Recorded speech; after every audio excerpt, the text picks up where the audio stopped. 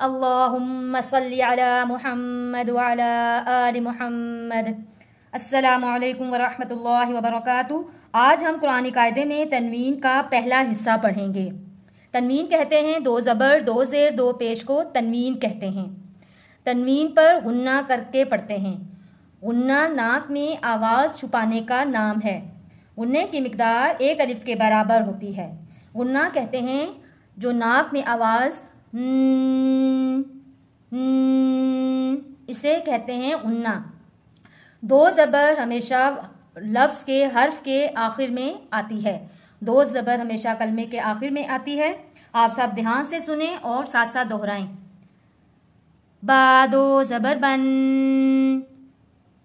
ता दो ज़बर तन। अच्छा, एक चीज़ आप लोगों ने ये हमेशा याद रखनी है कि दो ज़बर के साथ अलिफ, जो अलिफ लिखा होगा वो अलिफ नहीं पढ़ा जाता। दो ज़बर के साथ जो अलिफ लिखा होता है वो नहीं पढ़ा जाता। और बाज़ जगह दो ज़बर के साथ या भी लिखा होता है, या भी नहीं पढ़ा जाता। हमेशा ये याद रखना है, दो ज़बर के साथ अलिफ और या लिखे होंगे वो नहीं पढ़े जाएंगे। दो ज़ेर की और दो पेश की बात नहीं हो रही, सिर्फ बात हो रही है दो ज़बर की।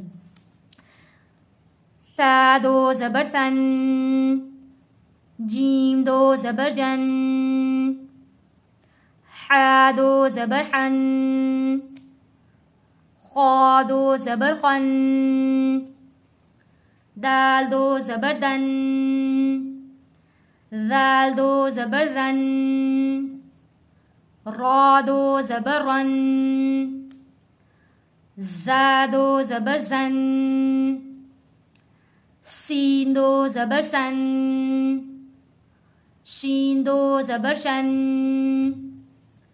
स्वाद दो ज़बर सन,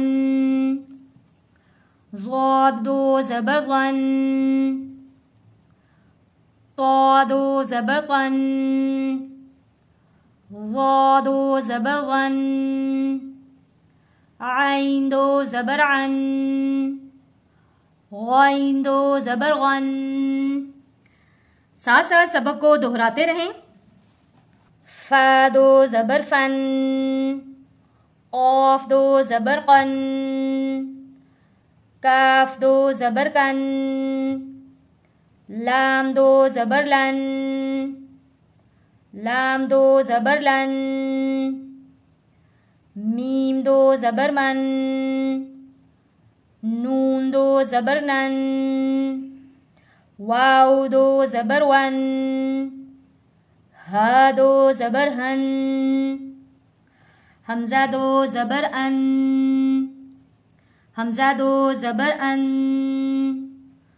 या दो ज़बर यन।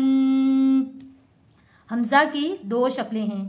हमज़ा की एक शक्ल ये है और हमज़ा की एक शक्ल, जब भी किसी अलिफ के ऊपर कोई भी हरकत आ जाएगी तो उसे हम हमज़ा पढ़ेंगे।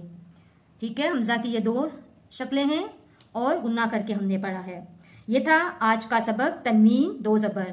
इसे रोज़ाना 3 बार दोहराएं ताकि अच्छी तरह याद हो जाए।